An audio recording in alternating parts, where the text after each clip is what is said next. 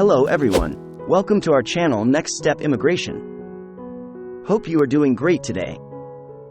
Are you aware that the IRCC has modified the express entry proof of funds requirement? Updates have been made to the evidence of finances required for express entry applicants by Immigration, Refugees and Citizenship Canada, IRCC.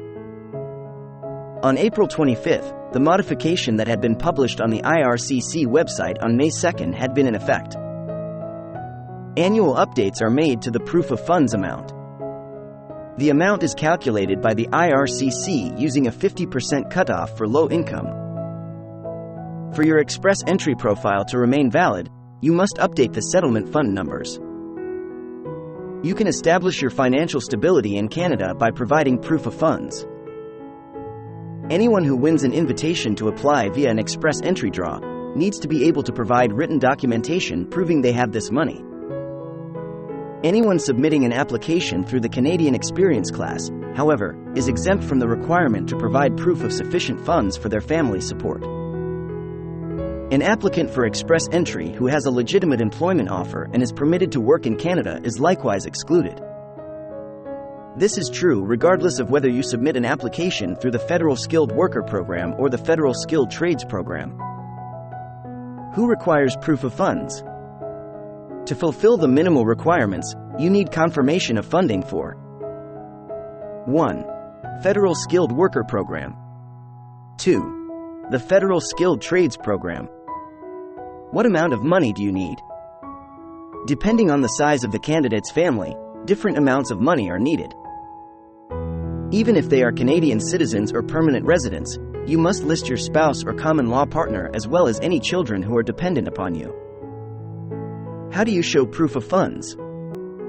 When you have any deposits with banks or other financial companies, you need to obtain official documentation from those companies proving that you actually have the money to make the payment. These letters have to be printed on the financial institution's letterhead and include all necessary contact data, such as the establishment's address, telephone number, and electronic mail address.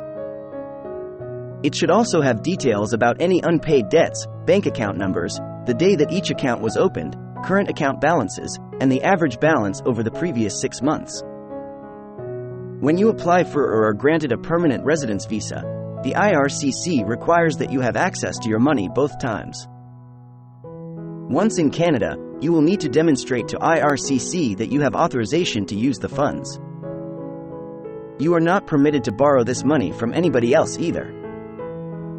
Even if your family members are not moving to Canada with you, you must be able to utilize this money to cover their living expenses. You can combine any funds you have in a joint account if your spouse or other significant other is traveling with you. How much money should you bring? The cost of living varies considerably among Canada's major cities. The cost of living in Toronto and Vancouver is often higher than in other cities. You should carry as much cash as you can, according to the IRCC.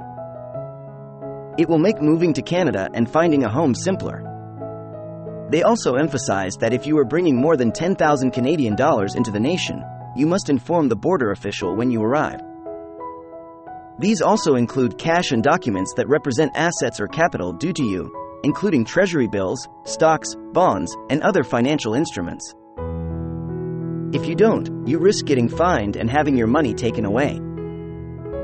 It also includes papers that promise payment of a specific amount owing to you, such as banker's drafts and money orders or checks.